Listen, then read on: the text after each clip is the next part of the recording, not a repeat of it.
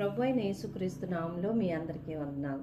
ఈరోజు అనుదిన ఆత్మీయ ఆహారముగా యోహాను రాసిన మొదటి పత్రిక 2వ అధ్యాయం 9వ వచనం నుండి 11వ వచనాలు. వెలుగులో ఉన్నానని చెప్పుకొనుచు తన సహోదరుని ద్వేషించువాడు ఇప్పటి వరకును చీకటిలోనే ఉన్నాడు. తన సహోదరుని ప్రేమించువాడు వెలుగులో ఉన్నవాడు, అతని యందు అభ్యంతర కారణమేదియూ లేదు. తన సహోదరుని ద్వేషించువాడు చీకటిలో ఉండి చీకటిలో నడుచుచున్నాడు. చీకటి అతని కన్నులకు గురుడితనము కలుగు చేసెను గనుక తానెక్కడికి పోచున్నాడో అతనికి తెలియదు. ఈ వాక్యం మనం చూసినట్లయితే నేటి రోజుల్లో సహోదరుల మధ్య ప్రేమ ఉండట్లేదు. మరి ఆప్యాయత అనురాగాలు కరువైపోతూ ఉన్నాయి. అక్క చెల్లెల మధ్యలో, లేదంటే అన్నదమ్ముల మధ్యలో, తోబుట్టువుల మధ్యలో, మన ఎదుటి సహోదరుల మధ్యలో ప్రేమ ఉండట్లేదు. దానికి కారణం ఏంటంటే అసూయ, పగ, ద్వేషము ఇవి ఎక్కువైపోతూ ఉన్నాయి. ఒక వ్యక్తి ఇద్దరు అన్నదమ్ములు ఉన్నట్లయితే అన్న మంచి స్థితిలో ఉంటే తమ్ముడు తక్కువ స్థితిలో ఉన్నప్పుడు మరి తమ్ముడు అన్నను చూసి మరి ద్వేషించుకోవడం జరుగుతుంది. అలాగే అక్క చెల్లెల మధ్యలో. కానీ దేవుడు అంటున్నాడు, మీరు ఒకవేళ అలాగ మీ తోటి సహోదరుని మీరు ద్వేషించినట్లయితే మీరు వెలుగులో ఉన్నాను అని అనుకుంటున్నారు. అంటే దేవునితో నడుస్తున్నాను, నేను వెలుగులో ఉన్నాను అని అనుకుంటున్నారు, కానీ మీరు చీకటిలో ఉన్నారు. చీకటి అంటే అపవాది సంబంధులు. ఆ చీకటి మీకు గురుడితనము కలుగు చేస్తుంది. మీరు ఎక్కడికి పోతున్నారో మీకు తెలీదు అని. కాబట్టి ప్రియులారా, దేవుడు ఎవరిని హెచ్చిస్తాడో వారిని హెచ్చిస్తాడు. మరి అది చూసి మనము అసూయ చెందకూడదు, కానీ వారి యొక్క స్థితిని బట్టి మనము వారిని ప్రేమించి వారిని ఆ దేవుడు ఇచ్చిన ఆ స్థితిని బట్టి మరి దేవునికి స్తుతులు చెల్లించాల్సిన మనము ద్వేషించటం తగదు.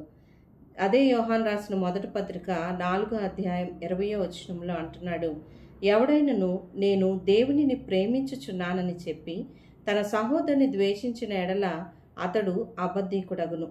తాను చూచిన తన సహోదరుని ప్రేమింపని వాడు తాను చూడని దేవుణ్ణి ఎట్లు ప్రేమింపగలడు? నిజమే కదా, మనం దేవుణ్ణి ప్రత్యక్షంగా చూడలేదు.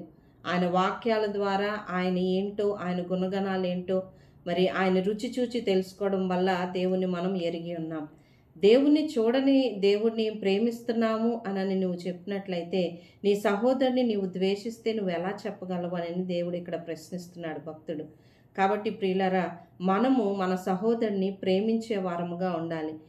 అతను ఏ స్థితిలో ఉన్నా మరి హెచ్చుకి ఎదిగినా ఏమాత్రము అసూయ, ఈర్ష, ద్వేషభావాలు మనలో లేకుండా మనము ఉండాలి. అలాగే వారికి చేయవలసిన పని ఏదైనా మనతో చేయవలసింది వస్తే గనక మనము ప్రేమతో చేయాలి అని కొరింథీయులకు రాసిన మొదటి పత్రిక 16వ అధ్యాయం 14వ వచనంలో అంటున్నాడు, మీరు చేయు కార్యములన్నీ ప్రేమతో చేయడి.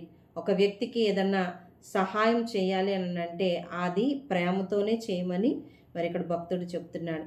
యోనాతాను, దావీదును మనం చూసినట్లయితే యోనాతాను రాజకుమారుడు, మరి దావీదు సామాన్య మానవుడు. అయినప్పటికీ మరి ఆ యొక్క యోనాతాను యొక్క పొజిషన్ని మరి దావీదు పొందుకుంటున్నాడని తెలిసినప్పటికీ యోనాతాను దావీదుని ప్రేమిస్తూనే ఉన్నాడు, ఏమాత్రము ద్వేషించలేదు. మన జీవితాల్లో కూడా మన యొక్క స్థితిని ఎవరన్నా దొంగిలిస్తున్నారేమో అని మనము భయపడన అవసరం లేదు. ఎందుకంటే మనకిచ్చే ప్రతి పొజిషను అది మనం దేవుడి నుండి పొందుకుంటాం. బర్నబాను చూసినట్లయితే మరి సౌలుగా నుంచి పౌలుగా మారిన ఆ యొక్క పౌలు భక్తుడి పరిచర్యలో బర్నబా ప్రోత్సహించాడు.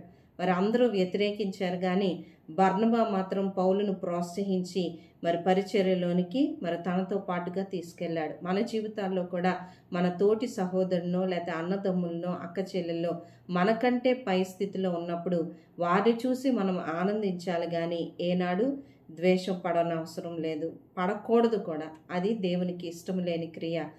మనము అది గ్రహించుకొని మన జీవితాల్లో ఒకవేళ అటువంటి నడవడి మనలో ఉంటే ఈ రోజున మనం చెక్ చేసుకొని దేవుని సన్నిధిలో అడిగి దేవుని నుండి క్షమాపణ పొందుకొని మన యొక్క సహోదరిని ప్రేమిద్దాం. దేవుడి వాక్యాన్ని దీవించునుగాక. ఆమేన్. ప్రార్థన. పరిశుద్ధుడా, ప్రేమ కలిగిన మా తండ్రి, కృప కలిగిన దేవా, నీకే స్తోత్రాలు. మాకు ఇచ్చిన ఈ వాక్యాన్ని బట్టి నీకు వందనాలు ప్రభువా. మరి నాయన, మా యొక్క సహోదరుని నాయన మేము ప్రేమించే వారముగా మాకు సహాయం చేయండి. ఒకవేళ నాయన వారి పట్ల నాయన ఏమన్నా అసూయ, ఈర్ష, పగ, ద్వేషం ఏమన్నా ఉంటే వాటిని ఇప్పుడే లయపరచండి తండ్రి. ఎవరైతే నీ సన్నిధిలో ఒప్పుకొంచున్నారో నిజంగా నాయన వారి స్థితిగతుల్ని చూసి వారి పరిస్థితులను బట్టి నాయన నేను ద్వేషిస్తున్నానయ్యా నన్ను క్షమించు అని అడిగిన వారికి నీ క్షమాపణ దయచేసి ఇక నుంచి వారు ప్రేమించగలిగేటట్లు, ప్రేమతో వారితో వ్యవహరించగలిగినట్లు సహాయం చేసి నడిపించమని నజరేయుడైన యేసు నామములో అడిగి వేడుకొంచున్నాం తండ్రి. ఆమేన్.